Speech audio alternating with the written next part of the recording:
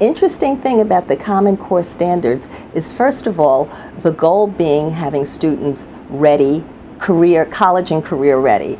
Now, what does that mean? That means, first of all, we have to assume they're going to have access to make that possible, that they're going to be inspired, and that they will have the skill background to get there. So when you start there and you actually identify the kinds of skills that students will need, they are cognitive and intellectual skills. It's not just a reading skill. It is, how do you get them, as I was talking, to critique?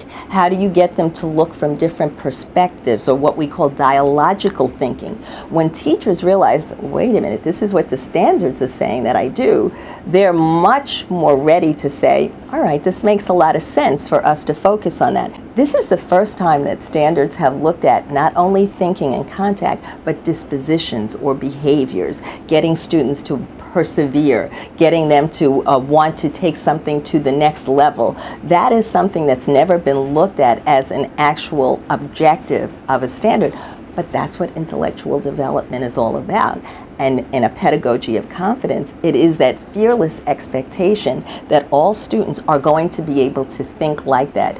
And the Common Core standards, even where they talk about deep reading, they're expecting that students are much more analytical, that they can use that kind of analytical thinking to take something into a connection that may not be literally in this text. It is text to text, going across text, but looking at it conceptually and being able to elaborate on a concept in such a way that you can hear vocabulary changing. It's about language development.